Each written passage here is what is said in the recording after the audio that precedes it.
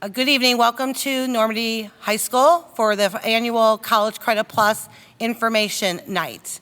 My name is Kristen Plageman. I'm the Director of Strategic Initiatives, and I oversee College Credit Plus for the district.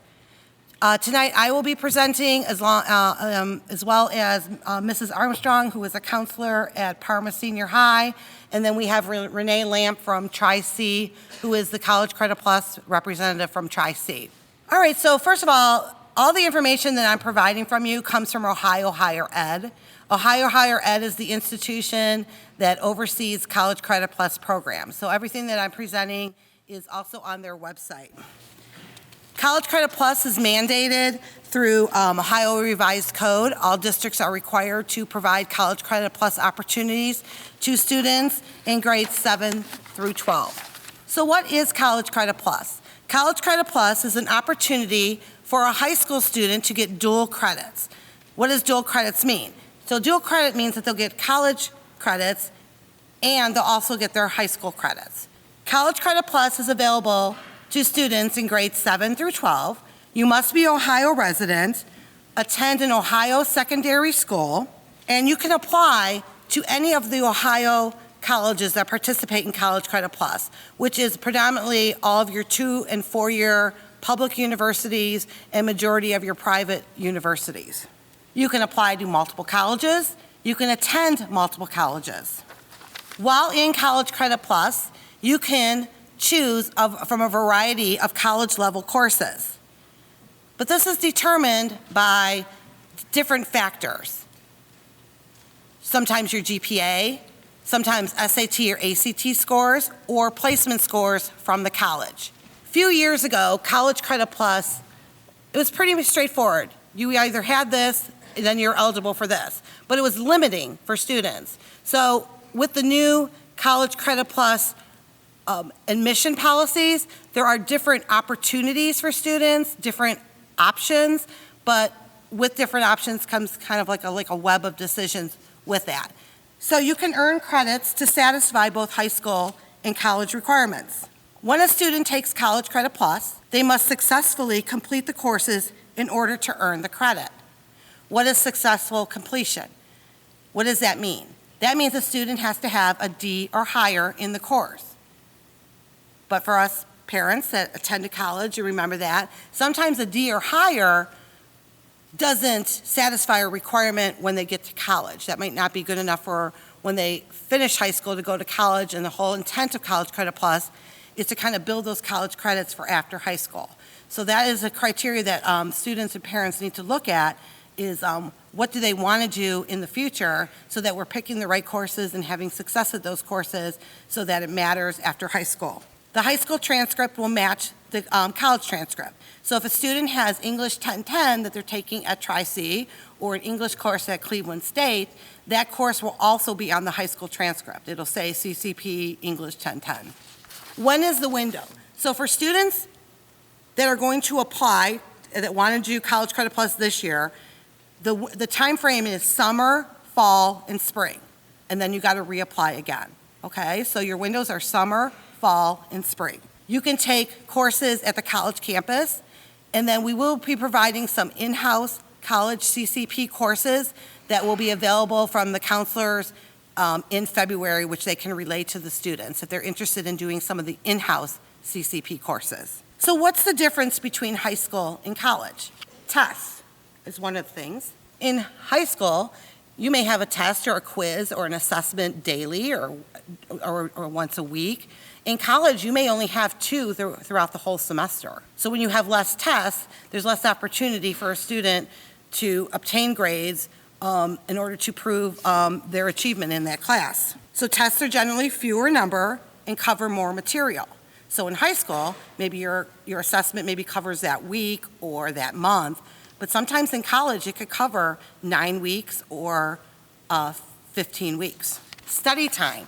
So when you take a college course, you maybe go over to Tri-C or Cleveland State, and it may be Monday, Wednesday, 6 to 8:30, or it may be a Wednesday class that's like 6 to 9. You're like, wow, that's only 3 hours that I'm going to be in class. But you have double the amount of time of outside work that you have to independently do, that you're responsible for. So usually, in college, it's 2 to 3 hours per every hour that you're in class. So if you have a 3-hour class at Tri-C or Cleveland State, you're looking at about 6 to 9 hours additionally outside of the class that you're responsible to do. What's the difference between high school and college in terms of knowledge acquisition? Again, in high school, most of your information is provided in that face-to-face learning, where in college, you're only getting that 3-hour of face-to-face learning, and a lot of information is then provided in like more of an online environment, a blended environment. There's more longer written assignments, there's more out-of-class research, and there's more independent thinking. Grades. In high school, you have more opportunities, numerous quizzes, tests, and homework assignments that equate to your grade. Again, in college, you have fewer tests and fewer homework assignments used to determine your final grades. Course content.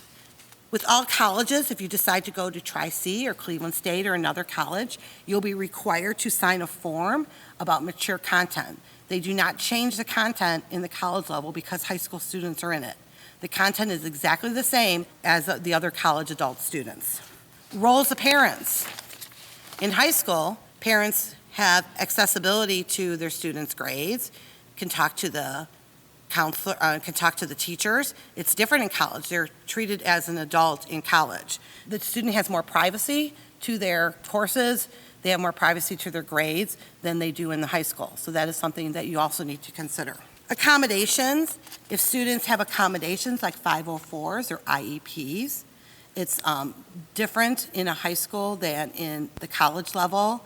There's different accommodations that a student may receive at the college, and instead of in high school where maybe teachers and counselors and administrators will reach out to the student, it's the student's responsibility to go to the Access Center at Tri-C or the Office of Accommodations at Cleveland State, and it's up to them to provide their documentation and reach out to get the needs, the accommodations that they need. Am I college ready? A couple things that you need to think about. Yes, are you academically ready, but it's also, are you socially, emotionally ready for college to meet those expectations and those college, the college transition. You need to think about your time management and organizational skills when making the decision to do College Credit Plus. College Credit Plus, a student does not pay. They will have to self-pay if they want to take one-on-one instruction classes. Those are not covered by College Credit Plus.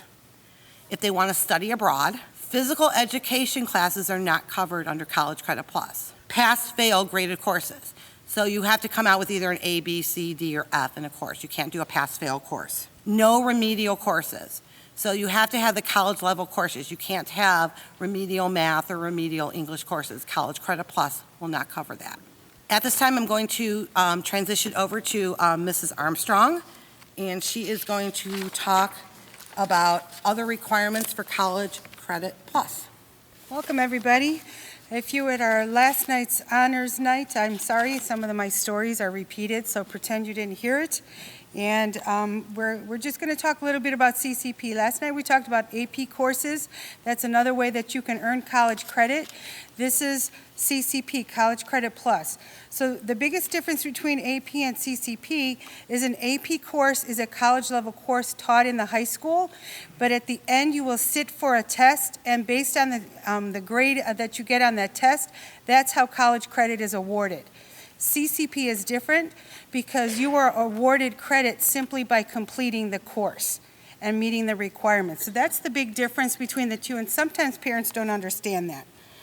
So the grades that you get on your transcript will be the same exact grades you get in at the college.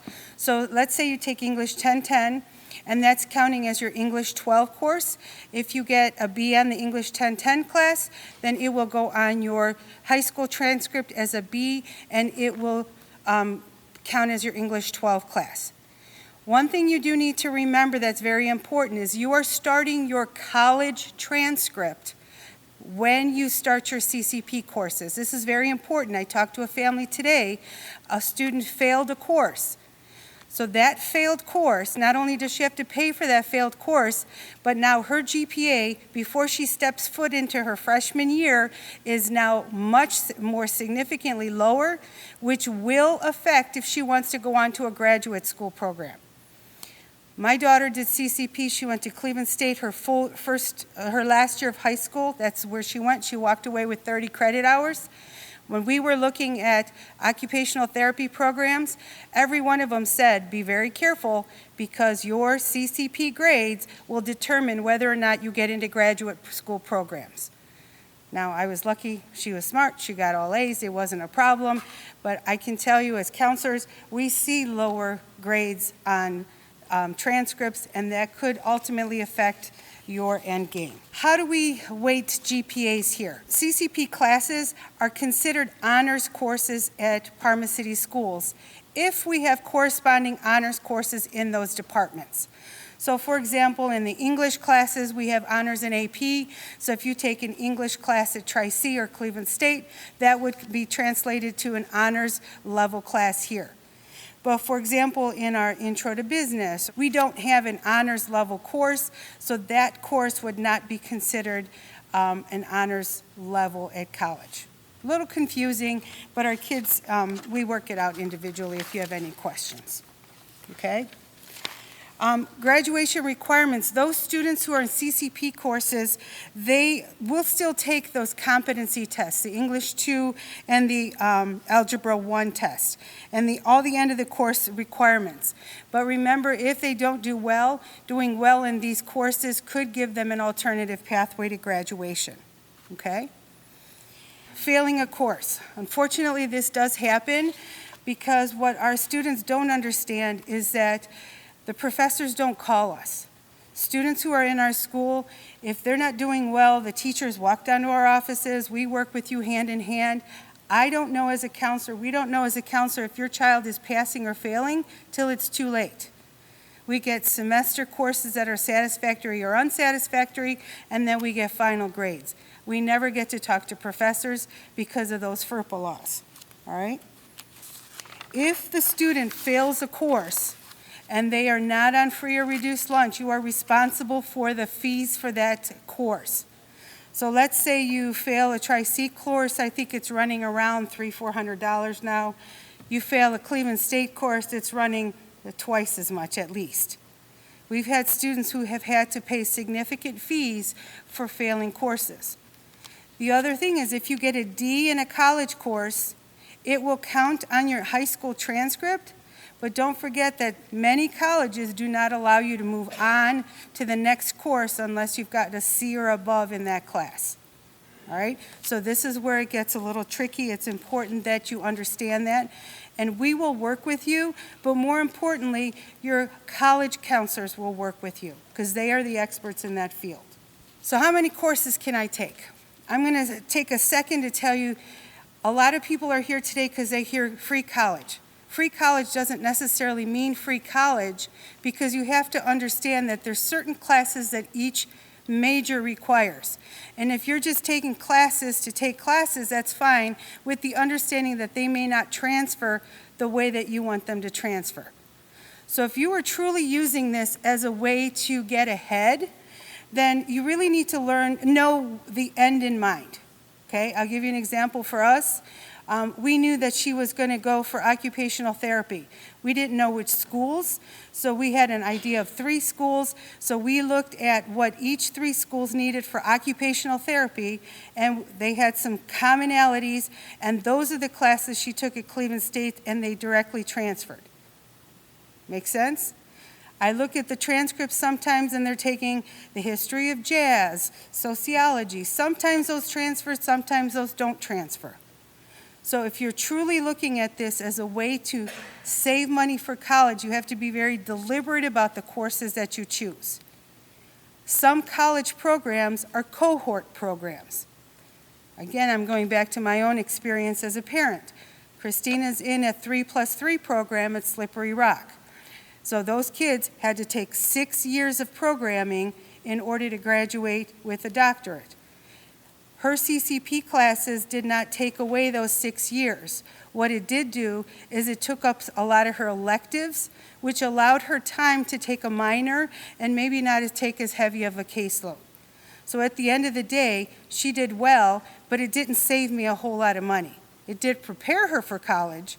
It did do lots of wonderful things, but don't walk out of here thinking that, oh, I'm going to get all this free credits, because they have to be in the right places, okay? So if we're looking at how much can I take in 1 year, you can take the equivalent of 30 college credits. This is where the math gets a little wonky sometimes. One of our credits equals 3 or 4 college credits. And you have to look at the college course guide to find out exactly how much those credits are worth. So let's say you take 2 credits here. 2 times 3 is 6. All right, so that would be the equivalent of 6 college credits. I minus 30 allowable, and I get 24 credits for the whole year that they can take at college. But remember, that has to go across summer, fall, and spring. So if they take 12 credits in the summer, then they only have 12 left to split between spring and fall. Okay?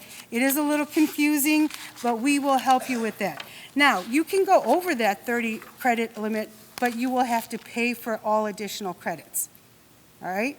So typically, I work with my families, we all work with our families, and there's a little box you can put notes on there, and we tell our Tri-C partners, our Cleveland State partners, please do not go over 30 credits.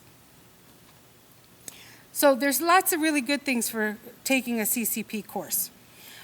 Like I told you, Christina had time in her schedule that she was able to do a minor where other people were not able to do that. So it frees up your schedule.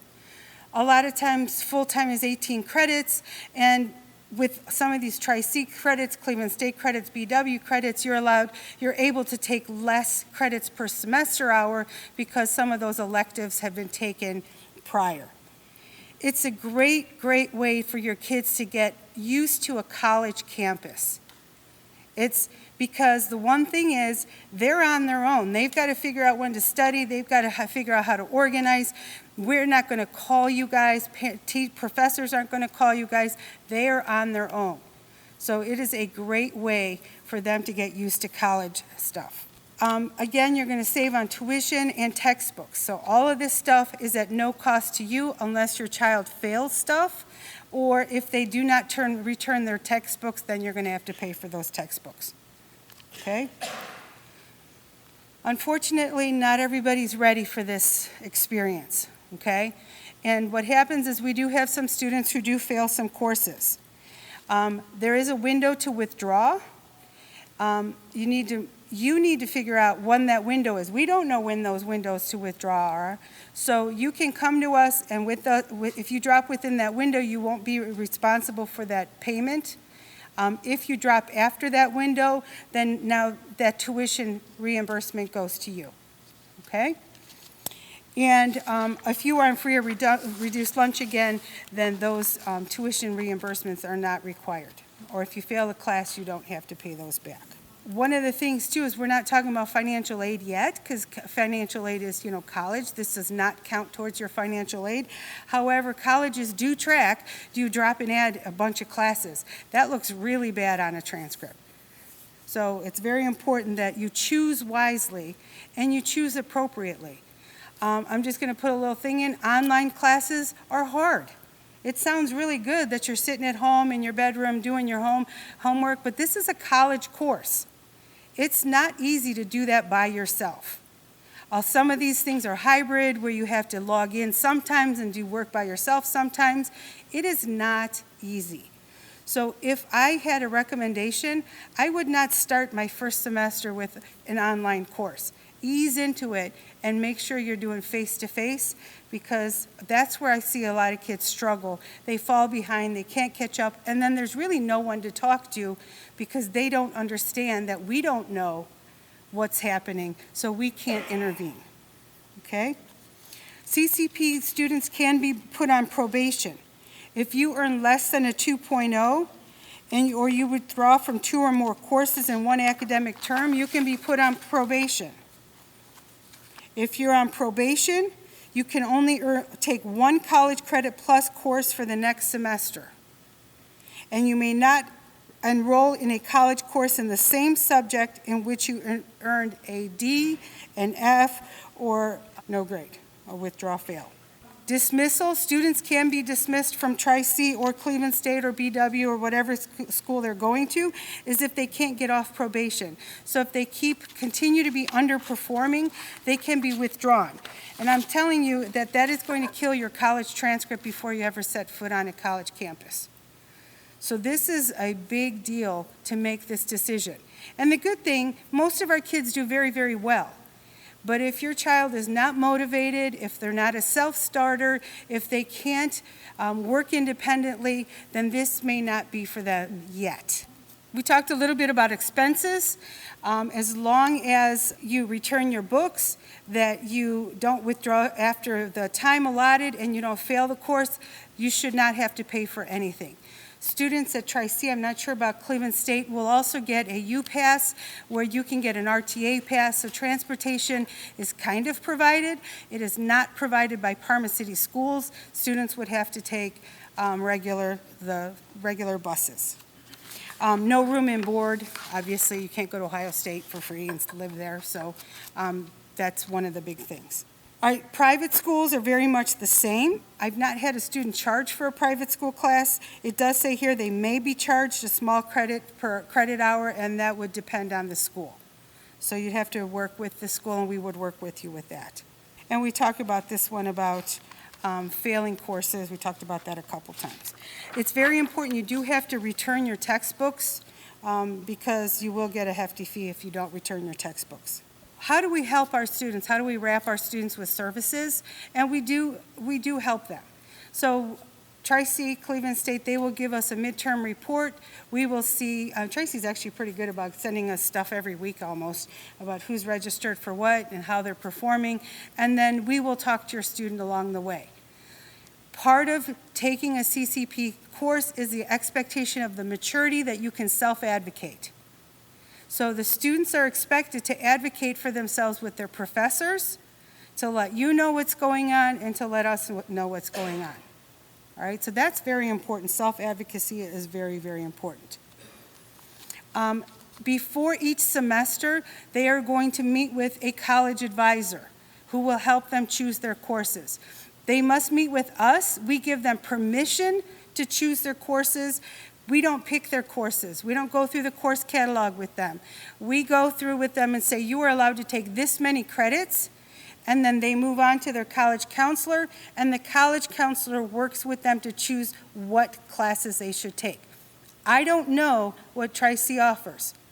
I don't know that when they go to Cleveland State or out of state or wherever, what transfer courses they want to take. Our college advisors, this is what they do. They're brilliant. Okay? And they will make that process seamless for you. A lot of our kids that go are athletes. You can still be an athlete. Even if you go full-time, you just still have to take the equivalent of what we have is 5 credits to be eligible per semester. All right? And then we have those equivalencies. Remember, 1 credit here is 3 credits there. Okay? You just have to make sure that your schedule works. You need to work your CCP schedule around your school schedule. So when you're signing up for classes, you're going to register for classes next year as if you are not doing CCP, okay? Once your schedule is done, then you're going to go work for go to Cleveland State, go to Tri-C, go to BW, you're going to do your schedule, and then we take off the corresponding courses. There are some times where we cannot make accommodation. Let's say AP Chemistry is only offered 7th period, but you want to take the history of rock and roll at 1 o'clock on Thursdays. Well, that's not going to work. We cannot drop classes here to accommodate your college schedule, okay? Our classes come first because we're working on your graduation requirements. Will my courses transfer? Again, the experts here are your college admissions, your CCP counselors. They know, they have transfer guides, they work with the colleges, but you also can go to this transfercredit.ohio.gov and start looking and researching. And again, remember, you want to know what the end is in mind. You don't want to take courses willy-nilly unless you're just doing it for whatever. If you're really doing this correctly, the way it was intended, it's intended to help you start your college process or to take courses that we don't have offered at Parma City Schools. Okay? And what does college ready mean? It's just not academics. This is so important because did you see that it was 7th through 12? 7th graders through 12th graders can go to CCP. You are sitting next to college students, especially at Tri-C, because a lot of people work and go to Tri-C. You could have a 35-year-old man next to your 12-year-old daughter. That's something really to think about. I had a mom who wanted her 7th grader to go and said, well, I'll just sit next to her in class.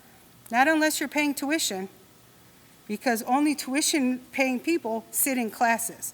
So you need to make sure that you feel safe with your child on your college campus, and they are safe, but you know your child. Are they going to be doing the right thing all the time with adults around them? And you need to know that they're going to be motivated to do the work that they need.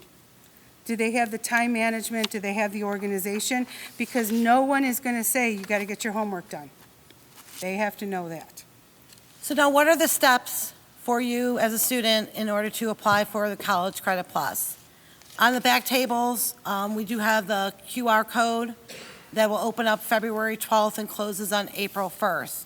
So if you have any interest at all in College Credit Plus, you definitely need to, this is your first step that you need to complete. You can always change your mind after. These forms are available throughout the buildings. We have flyers up.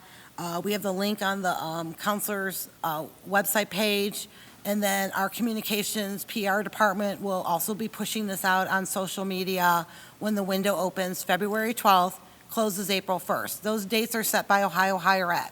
After you do your intent to participate form, your counselors will provide then to you 2 packets. One is your transcript release form, and one is your counseling session form.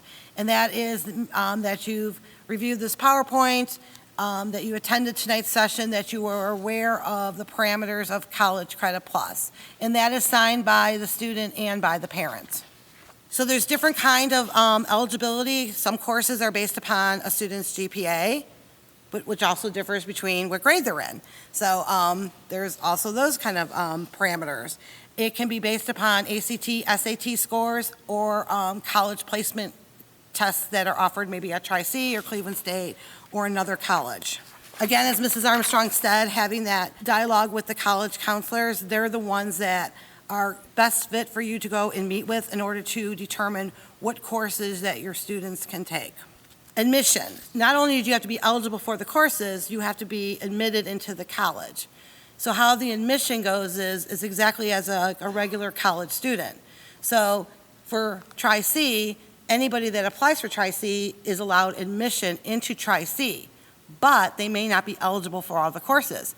Yes, you may be allowed to go to Tri-C and admitted into the college, but you may only be eligible for remedial courses, which are not covered by College Credit Plus. So you have those dual things going on. If you can get into Ohio State, you meet the admission requirements, then you're in Ohio State, and then you can take the courses at Ohio State. We have students, predominantly I'm going to say, most of our students go to Tri-C and Cleveland State. We do have kids that have gone to like OU, Kent, Akron, Ohio State. We do have those students that do that. So you have to meet the admission requirements just like any other student. So it's kind of like you're doing the same thing, 2 different things at one time, eligibility and admissions. Contact the colleges. They have great website pages with their College Credit Plus. Contact the counselors. You can Google anyone, so Ohio State, Kent State, CCP, and your contact people will come up. All right, you got into your college, you're eligible for your courses. Now you have to do your authorized form to attend. And then this is done with the counselor. We'll sign off. Parma City Schools is authorizing the student to attend Tri-C or Cleveland State. That means we're authorizing the payment. Every time, so if you're doing summer classes, or summer, fall, and spring, you have to do that authorization form every semester, okay? It's not like you do it once and it's good for the whole year. We're authorizing payment every semester, so that has to be done every semester. Look through the course registration guides. They're all available online. Things are a little bit different. At Tri-C, I know that they do a meeting for all College Credit Plus students. They'll have counseling sessions. Other colleges, I know Cleveland State, you have to register for courses just like any other undergraduate student. So every college differs in how the registration process happens. Now I'm going to have Renee Lamp come on up, and she's going to now talk specifically to how do you apply for Tri-C. Okay, again, my name is Renee Lamp, and I'm a coordinator for the Western Campus here in Parma. And when a student decides which institution they want to go to and you want to get started at Tri-C, again, the intent to participate deadline is April 1st. That's a state deadline, so you have to abide by it. The high school has to abide by it. You're going to complete the Tri-C application, and embedded into our application is the CCP mature content slip. We want to make sure that students understand that some of the classes that they might take will contain mature content. Basically, what I'm saying is faculty is not going to change their curriculum because your student is CCP. So you need to the CCP student needs to be able to accept what's going to be taught, and if they don't feel comfortable in the class, they can withdraw within the first 14 days with no penalty and no fees. So once you've done the application and you've done your intent form by April 1st, you're going to submit your transcripts or your qualifying ACT or SAT scores, or both would be great. And we're going to determine your eligibility. So depending on the GPA and the grade level of the student will depend on if you're accepted and if you're placed into college level courses, meaning English 1010.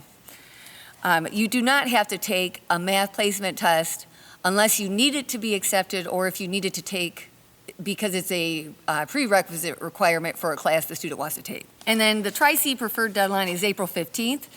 We want you to have everything ready to go before you go on summer break. Do you know why? Because as soon as you guys come back from your summer breaks, you don't have much time to really get everything going and make sure that you also understand not only how to set up your email at Tri-C, you have to be able to set up your Blackboard, which is how you log in and pay attention to what your grades are and submit your homework and take your tests in some classes. So we want to make sure that you have time, and so we have an April 15th deadline that we prefer, but it's not a hard deadline.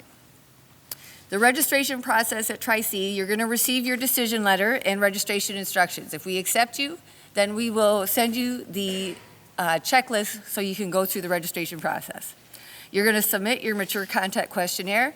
And these are all links that are going to be sent in one email.